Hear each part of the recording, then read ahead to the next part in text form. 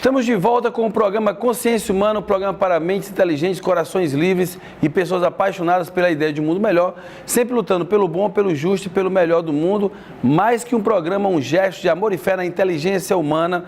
O programa dessa semana vai falar de arte com o professor Jardel. No entanto, no começo do programa eu recebi aqui uma indicação de leitura de um texto, tá certo? Que eu vou olhar aqui pelo WhatsApp. Tá certo? Recebemos aqui de uma telespectadora um texto que é da doutora Marília Fernando. Doutora Marília Fernando, promotora de justiça. E ela escreve o seguinte texto: eu acredito na cura gay. Sabe quando ela ocorre? Quando, como vi hoje em um post, o pai pede que o filho dê um beijo no namorado para ele tirar uma foto. Também ocorre quando o neto pergunta para a avó: o que a senhora faria se eu trouxesse meu namorado aqui na sua casa? E a avó responde: café. Ou quando alguém pergunta a uma criança: o que você acha de um homem se casar com outro homem e de uma mulher se casar com outra mulher? E a menininha pergunta: vai ter bolo? A cura ocorre quando a culpa desaparece, quando a pessoa deixa de se sentir errada, quando consegue ser feliz sem medo, sem pensar em doença ou pecado. A cura vem quando se tira o peso das costas, quando não se percebe como o estranho no ninho, quando a pessoa se sente amada. Desse processo de cura prezamos todos nós. E o que é mais legal é que quando eu deixo o outro ser do jeito que ele quer ser, o mundo fica mais fácil para eu ser do jeito que eu quero ser. Este debate todo nasceu da decisão de um juiz do Distrito Federal. Mas o tsunami que ele causou nas redes sociais é muito válido, pois, como disse o Rafael Corrêa, mostra quanta gente faz parte de um círculo de amor de pessoas do bem. Aliás, psicólogos são as pessoas indicadas para ajudar a resolver questões mal resolvidas. Uma delas é: por que a felicidade dos outros incomoda tanto? Ou por que ver pessoas bem resolvidas tira tanto o sossego? Aí sim, tem muita gente precisando de ajuda. Esse texto a gente encontrou aqui, tá certo? Foi mandado a partir da página de Facebook da Lurdinha Nunes. É um texto que defende, sobretudo, a possibilidade da boa convivência entre os seres humanos. Aqui a gente não está para tomar partido, aqui nós não estamos aqui para também ficar em cima do muro. O programa Consciência Humana compreende que a existência das pessoas, valorizando o ser humano, é a maior expressão do amor de Deus. Amar, no sentido literal da palavra, Santo Agostinho, grande pensador medieval, grande filósofo, já dizia que a maior verdade de todas é o amor. Nós precisamos de amor e esse amor precisa ser trabalhado com muito mais ênfase. É preciso vivência desse amor. É preciso que a gente olhe de lado, que a gente olhe para o outro lado e que a gente compreenda que nós precisamos dar as mãos, que nós precisamos, acima de tudo, construir harmonia, que nós precisamos, sobretudo, respeitar o direito do outro pensar. Acredito sim que cada família tem o seu direito de fazer a sua orientação de valores. Por que não? É do pai, da mãe, do diálogo familiar que uma família vai pautar a sua existência, a sua lógica de vida e o seu futuro. E é claro que cada família ela vai ter aquilo que ela reconhece como uma verdade. Agora tem algo que está acima dessa condição que vem da família ou que venha da escola. É a vida em sociedade. Porque na vida em sociedade você vai ter as diferenças sexuais, as diferenças religiosas, as diferenças políticas, as diferenças ideológicas. Elas sempre vão existir. E neste aspecto nós precisamos valorizar, sobretudo, a boa convivência. Então, nesse sentido, tanto as pessoas que apoiam, que legitimam a existência de casais homossexuais, quanto aqueles que entendem que este não é o caminho, precisamos resolver este dilema, fazendo com que a harmonia possa prevalecer. Então, nós do programa Consciência Humana abrimos o programa com esse texto que foi indicado para que a gente pudesse ler e para que pudesse levar ao telespectador como uma possibilidade de reflexão. Eu li o despacho do juiz.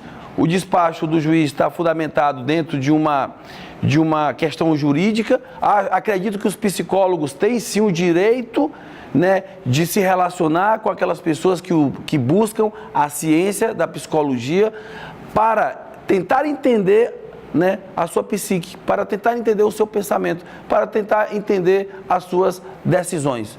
E o psicólogo vai dentro do campo de atuação do psicólogo contribuir com qualquer ser humano.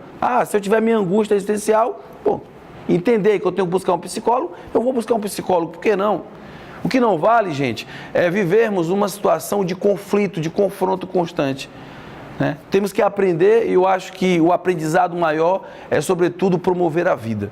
Conservadores, liberais, pessoas de esquerda, pessoas de direita, cada um dentro do diálogo, dentro da sua forma de enxergar as coisas, fale aquilo que está dentro do seu coração. Mas, em vez de defender uma posição, diga, pensa o quê? Porque quando você diz, pensa o quê, você está colocando o seu pensamento. Quando você diz, defenda o quê, parece que você quer se proteger de alguma coisa e está fechado a qualquer possibilidade, né, de repensar, né, de repensar a própria existência humana e a forma como nós vamos seguindo a nossa vida. Então o programa Consciência Humana começa com esta reflexão, numa tentativa principalmente de exaltar aqueles que lutam pelo equilíbrio, aqueles que lutam pela harmonia, aqueles que lutam para que as pessoas possam se amar no sentido literal da palavra, da fraternidade, e possam oferecer, sobretudo, uma vida um pouco mais tranquila, onde cada um possa sonhar, onde cada um possa correr atrás das suas expectativas, onde a gente possa ser feliz e a paz possa reinar entre todos nós. Que a gente consiga pacificar mais o nosso país, que a gente consiga discutir menos as convicções e que a gente consiga colocar na mesa, que a gente consiga colocar para a humanidade aquilo que nos une, que é principalmente o amor, tá bom? Então, que a gente tenha aí, né, dias melhores e que a gente possa, sobretudo, trabalhar cada um no seu mundinho para que a alegria, a harmonia e a união possam prevalecer. O programa Consciência dessa semana vai receber o professor Jardel, professor de arte, onde a gente vai conversar sobre arte. O que é arte? Né? O que tem no mundo hoje para a gente poder discutir? E o professor Jardel, por favor, o professor Jardel pode encostar aqui perto da gente para a gente poder bater esse papo. Um prazer lhe receber no programa, professor. Prazer é todo meu. Professor, como é que você vê aí essa discussão? O Brasil está cheio de questões de intolerância, de convicções muito fortes. O mundo todo passa por um momento muito complexo, né? Parece que nós estamos assim dentro de um furacão de fato. Nós tivemos aí fenômenos naturais devastando cidades, devastando países, né? Nós nos solidarizamos com essas pessoas, né? Sentimos como irmãos, mas também temos um furacão psicológico que afeta muitas pessoas. Como é que você reflete todas essas questões? Bem, a arte, nos dias de hoje, ela é uma forma muito interessante de se trabalhar diante de todas as situações que estão acontecendo no mundo de hoje, do século XXI.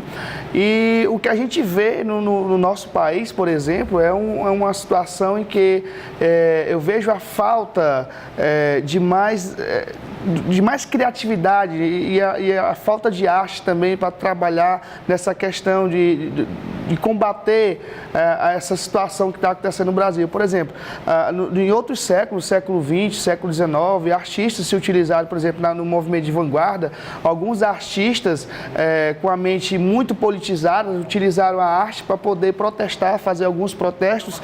E hoje, eu pensando nessa situação, e começo a me perguntar, onde estão os artistas do século XXI? Onde estão os artistas do século XXI, os artistas do Brasil? E quando a gente volta lá para 1920, onde a gente chega a perceber que em 1920, 1922, aconteceu um movimento bem forte aqui no Brasil, que foi o movimento modernista brasileiro, a Semana de Arte Moderna, onde esses artistas se juntaram, muitos intelectuais, não falo somente na área da pintura, mas também na área da arquitetura, na área da música, né? Em diversas áreas dentro da arte, se juntaram para poder transformar a arte brasileira, levar a arte brasileira para outros lugares do mundo.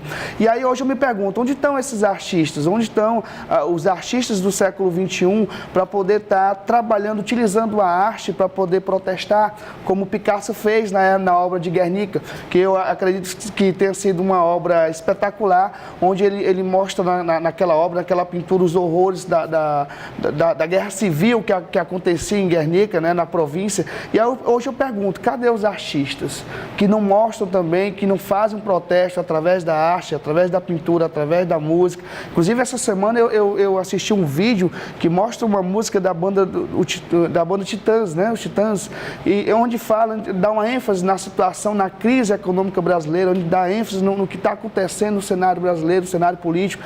E aí é onde eu chego, onde eu converso muito com os meus alunos, que através da arte nós podemos fazer protesto, através da arte nós podemos chamar a atenção das autoridades, da nossa sociedade. E aí eu vejo justamente dentro dessas manifestações um cunho que possa levar uma solução para que as pessoas comecem, na verdade, a dar uma maior importância a esse termo, a essa situação, a dar uma maior importância ao cenário que nós estamos passando. Então eu vejo que a arte realmente pode dar uma grande contribuição para o que nós estamos passando hoje, para o cenário mundial também, né? através de várias manifestações, não só da música, mas também através da pintura, do grafite, que é uma manifestação hoje que está sendo mais aceita pela sociedade, que está sendo compreendida pela sociedade. As pessoas hoje veem o grafite com um outro olhar. Então, assim, é através da arte que nós podemos também dar a nossa ajuda, né? Através de fazendo algumas manifestações, fazendo alguns protestos, para que nós conseguimos chegar a um denominador comum. Eu vou já voltar, professor, a colocar essa questão da arte, né? Até para a gente poder discutir um pouco a questão lá do Santander, que foi muito discutida aqui no Brasil nas últimas semanas. Mas voltando ao texto inicial que nós lemos, aqui indicação de um telespectador nosso, da mesma forma em que o texto ele naturaliza determinadas perspectivas e relações humanas, nós temos aquelas pessoas que entendem que estas relações humanas elas não são tão cabíveis dentro de uma sociedade onde as pessoas querem preservar certas coisas. E aí você entra nesse dilema entre uma sociedade mais conservadora, uma sociedade que tem uma visão mais tradicional e uma sociedade que visa uma questão de uma liberdade maior. O que eu compreendo, e aí quem fala é o professor Eliel Santana, dentro daquilo que o Jardel também está contribuindo com a arte, é que o que nós temos que aprender é como eu vou estabelecer o diálogo dessas duas vertentes. Não adianta você criar o conflito, o confronto e bater. Tem gente, por exemplo, que vai discordar completamente daquilo que foi lido. E que entende que esta perspectiva de naturalizar certas visões, certos comportamentos, não é correto, não é justo. Ora, se tem alguém que não concorda com esta perspectiva que foi lida, o que eu posso fazer? Eu vou dialogar, eu vou conversar. Agora, o que eu não posso partir é para a imposição, é para a violência, o que eu não posso partir é para o ato que discrimina, para o ato que humilha o outro. É aí que está a complicação. Porque é neste aspecto que você começa a tornar a sociedade muito mais complexa. Tem um pensador, Jardel, o Gilles Lipovetsky, acho que é essa a expressão dele, ele está vivo, acredito que está ainda vivo, e o Gilles Lipovetsky, ele é um russo, né, fala muito de moda, fala do luxo, mas ele aponta que nós vivemos uma era do vazio, uma sociedade da decepção. E o Gilles Lipovetsky, ele entende o seguinte, o que eu pude perceber, você olha lá para trás e aí você vai ver o Egito, por exemplo, e a Mesopotâmia. Você vê lá a matemática nas pirâmides, você vê a medicina na mumificação dos corpos, você vê um código lá com Hammurabi, você vê a escrita nascendo lá com os fenícios e o comércio. Você vai olhar para os gregos e os romanos, você vai ver a infinidade de coisas que vão surgir com eles. Você vai olhar para o Império Franco com Carlos Magno, você vai ver a Bíblia surgindo ali, sendo construída. Você vai olhar para a Idade Média, tem a arte românica, a arte gótica. Você vai olhar para a Idade Moderna, Renascimento, Revolução Científica, né, pensadores. E hoje nós estaríamos vendo uma era do vazio, ou seja, no momento em que nós temos a tecnologia, né, e técnicas cada vez mais avançadas, parece que a gente só consome e nada produz. E brigamos muito por conta de convicções. E aí, nesse sentido, você pergunta assim, cadê a arte? A arte é para protesto? A arte é para a manifestação de um sentimento? O que é, para o professor Jardel, que é professor de arte, a arte? Como conceituar a arte? Assim, eu acho o seguinte, que a arte como é um conceito, na verdade, dentro que fala sobre o sentimento, que fala sobre as emoções.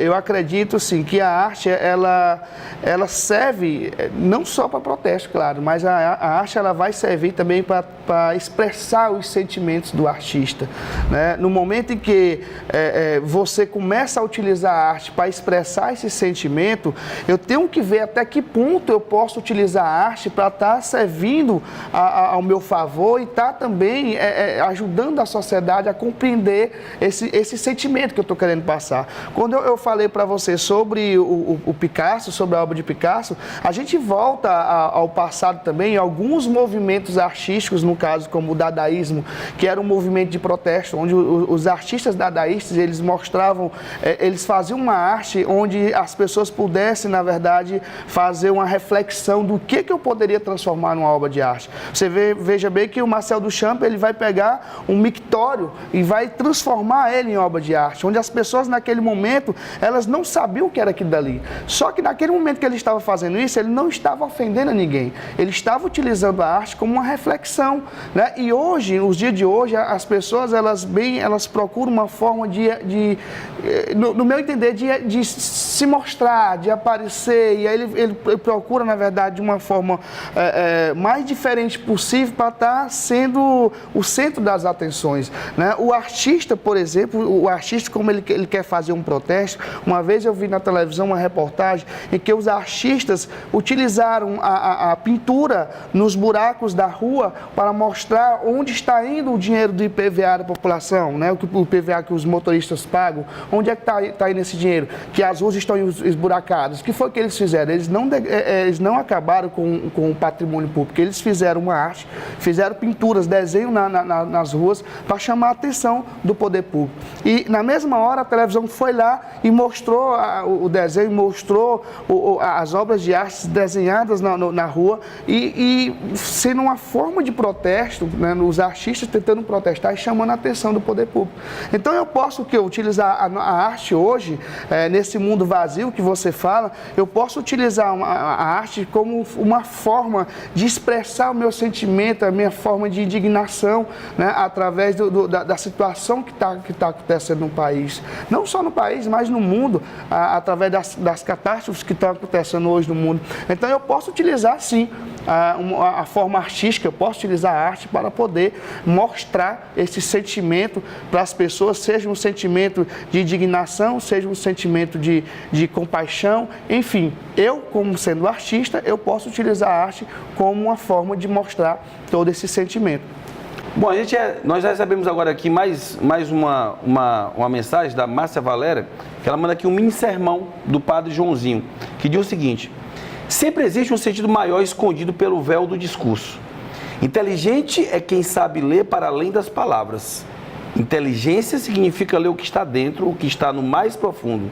Nosso mundo vive das aparências, da retórica, do discurso e do grito, do berro, do argumento de quem bate na mesa e diz: eu sei do que estou falando. A sabedoria é bem diferente. Entende o que não é dito, compreende o que não é fruto de um grito, lê o que não se diz. Lucas capítulo 8, versículo 4 ao 15, Padre Joãozinho. Ou seja, muito obrigado pelo texto, Valéria. E o texto é muito importante. Ou seja, se nós recebemos um texto agora aqui no começo do programa, recebemos outro final desse bloco, que vai falar sobre a inteligência e principalmente a inteligência daquele que, com a sabedoria, percebe, compreende e faz a leitura do mundo e daquilo que não foi imposto, daquilo que não precisou da força, daquilo que não precisou da intolerância, mas daquilo que veio com a compreensão, com a tranquilidade. Isso tem uma importância fundamental para nós construirmos, né, dias em que as pessoas possam se respeitar muito mais. Eu vou chamar o intervalo e nós vamos para o intervalo com uma música que nós gostamos muito, que é a música Índios, do Renato Russo, para celebrar essa discussão que a gente está aqui travando com o professor Jardel, professor de arte. E tem uma parte da música que diz assim: quem me der ao menos uma vez, acreditar por um instante em tudo que existe. Acreditar que o mundo é perfeito e que todas as pessoas são felizes. Vamos acreditar e vamos lutar para que esse dia possa chegar.